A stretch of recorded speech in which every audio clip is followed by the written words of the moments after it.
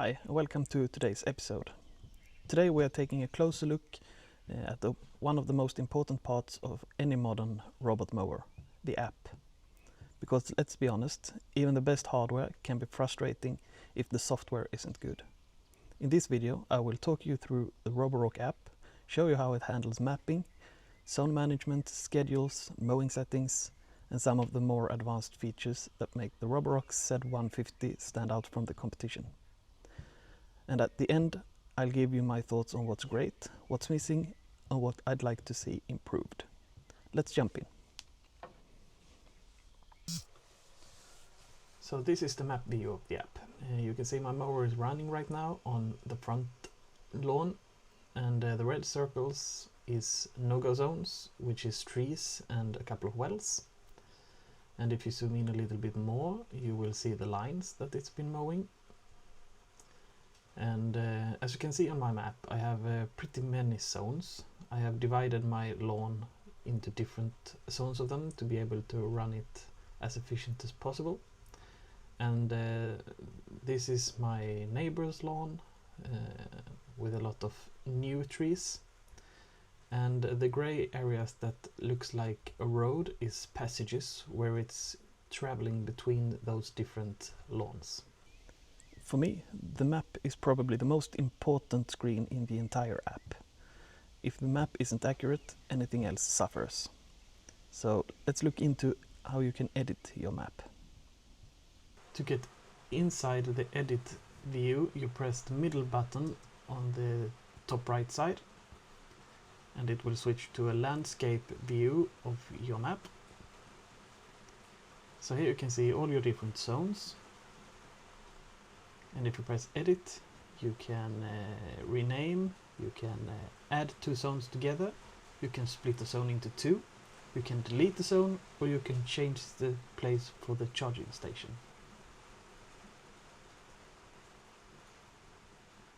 And of course, you can press add to add a new zone, a new no-go zone, a new passage, or a new low sensitivity zone. It's really intuitive and easy to edit your map and add new things as you go.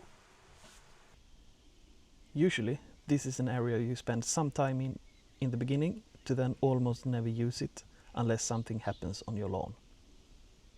So now let's look at multi-zone management. So if you're anything like me, you will have more than one zone. As you can see, I have plenty of them. Some of them are mainly, if you look down here, I have one pretty big area called A4, and then I have a small piece here called behind pool. And that's because I want to run vertical lines on A4 to make it effective, but that would be very narrow behind the pool, so I'm doing horizontal lines behind the pool to make that area being mowed faster. And what's great with this is if you press preferences in the bottom, you will get all your zones, and inside every of those zones you have your settings. So if we look for A4, that was the big area at the pool, I had set the direction to auto, and the auto direction means that it's switching for every mow to not have those extremely visible lines. But if you look at the area called behind the pool, you see I have a custom degree, and it's set to mow horizontal to make sure that that small area is always mowed in the most efficient way. So for every zone you can set your specific sections of settings. You have the mow efficiency, which I usually go for effective, which makes the mower go a little bit faster. I mow more often instead, so I can run it faster. And then we have the mow height, which is for 45 millimeters. And for this area I have the direction to auto, which makes it alternating the angles to get rid of the lines. And then we have edge cutting. And now it says Prezi Edge module installed. The edge cutting is available even if you don't have the Prezi Edge, but you won't get as close to the edge. Because what this does is it runs 2 laps around your perimeter and 2 laps around all the no-go zones to make sure that you get the best coverage possible.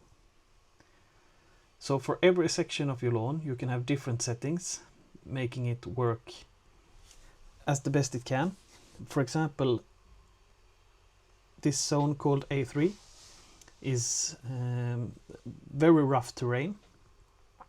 So what I have done is for A3 I mow at 60mm cutting height. So all your zones can have their independent settings and being run in the best ways possible. For larger properties, this feature becomes extremely useful, especially if you have some areas with a bit rougher terrain and you want the height of the cutting in that area to be a little bit higher than in the others.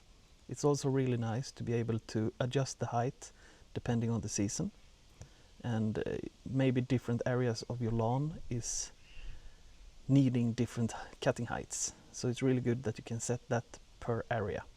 Also the direction of the mow. Now let's look at the dashboard, the first thing that meets your eye when you open the app.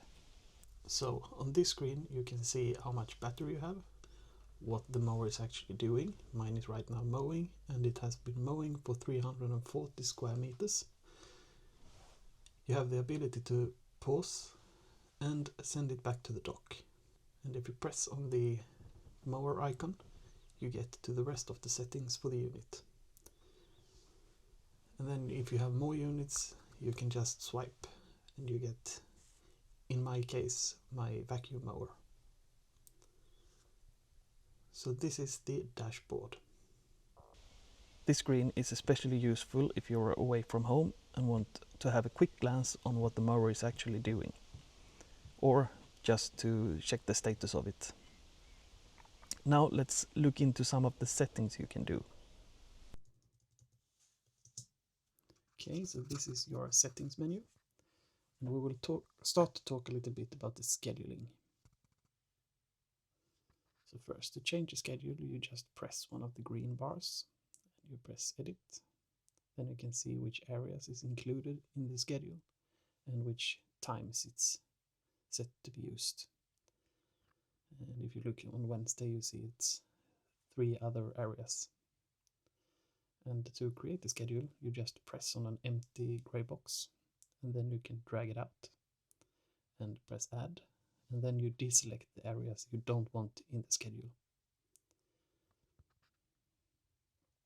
So here I'm aiming to just have A1, and there it is. And then you just press save, and the schedule is saved. And to delete it, you just press the trash bin.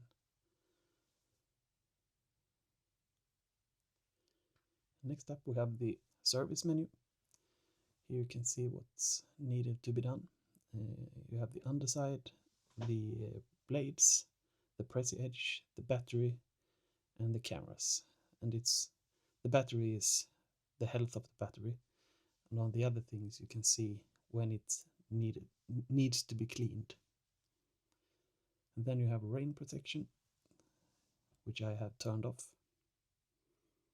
Then we have animal mode, and if you activate it, you can set times where the mower aren't allowed to mow. I have that turned off as well. And then you have obstacle avoidance. I have mine set to balanced, and I have turned it off for passages and parameters. And smart pause is to pause when it sees a human instead of turning around. And then we have the safety and theft protection. I have the visual barrier set for 10 meters. So if the mower leaves further out than 10 meters, as you see the dashed line around my map, as soon as it goes outside of that, it will trigger an alarm and you will get the notification in the app. I think it's a very good safety precaution to have that turned on.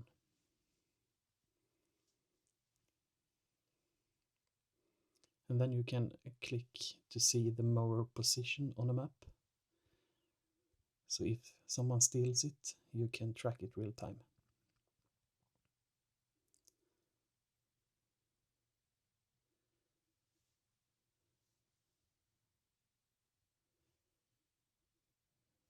And then we have some network settings. You set your Wi-Fi and you have your cellular 4G connection. And then we have the RTK, and I have blurred the top part because I'm not sure I'm allowed to talk about that just yet. But here you can set all the settings for your RTK antenna.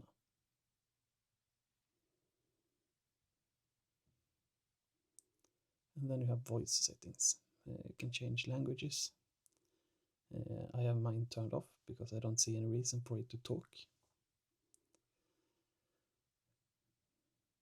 Then you have some product info with serial numbers and versions, something that Roborock might need if you're looking for help with the mower from them.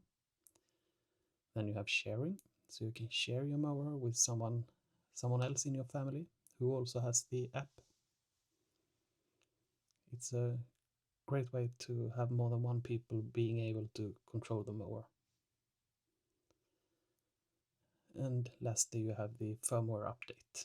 Here you can see all the new functions, and if there is a new version, you will get a red dot. That's all for this episode about the Roborock app. I hope you learned something, or maybe you have any questions. If you do, please drop them in a comment below. And don't forget to subscribe and like this video for more content.